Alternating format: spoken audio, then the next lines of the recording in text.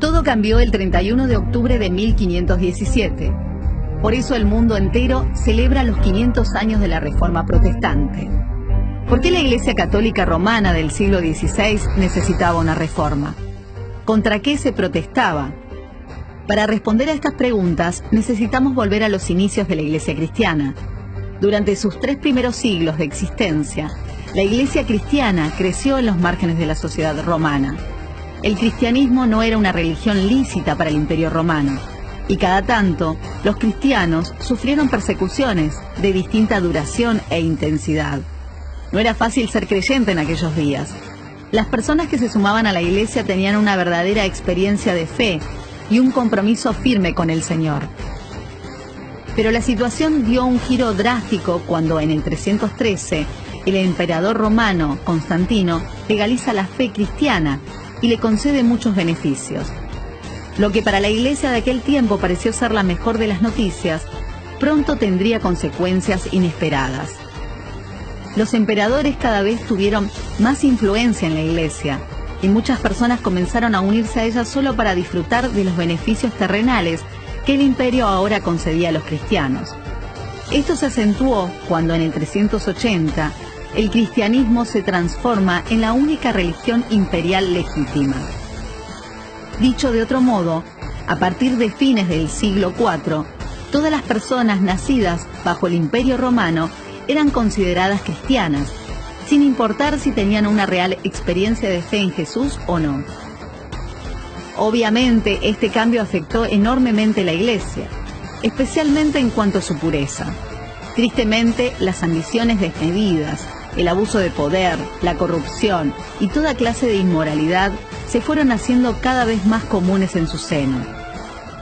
Claro que en la Iglesia también había muchas personas que eran creyentes de verdad, y varias de ellas buscaron distintos caminos para devolver a la Iglesia a su senda. Así aparece en la historia Martín Lutero. Lutero era un monje alemán que estaba bastante frustrado con lo que venía sucediendo en la Iglesia.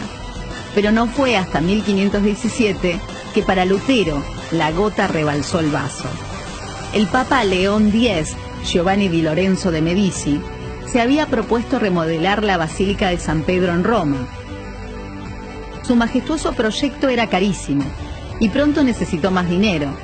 Para recaudarlo tuvo una idea: vender indulgencias. ¿Qué eran las indulgencias?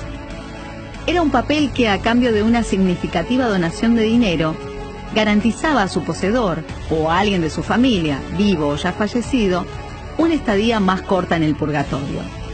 ¿Y qué mejor momento para salir a vender indulgencias que cuando se aproximaba el Día de los Muertos?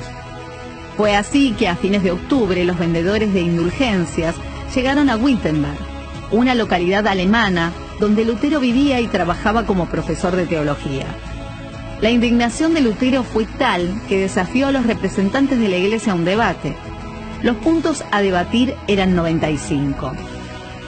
Lutero los clavó en la puerta de la iglesia del Palacio el 31 de octubre de 1517, hace 500 años. A estos puntos se los suele llamar las 95 tesis de Lutero. A partir de este momento, el cristianismo en Occidente no volvería a ser el mismo. Un flamante invento, la imprenta, facilitó la rápida distribución y circulación de los escritos de Lutero por toda Europa, y pronto miles de personas se sumaron a este movimiento. Así se originó la Iglesia luterana, y luego nacieron otras iglesias protestantes y evangélicas. Si bien existen diferencias entre estas distintas iglesias, todas coinciden en sostener 5 puntos que propuso Lutero, también conocido como las 5 solas. Solo la Escritura es la suprema autoridad en materia de fe y práctica. Solo por medio de la fe Dios nos salva y no por medio de las obras. Solo por la gracia de Dios viene la salvación. Es un favor inmerecido. Solo Cristo, Él es el único mediador entre Dios y los seres humanos, y solo por medio de Cristo es posible la salvación. Solo a Dios la gloria.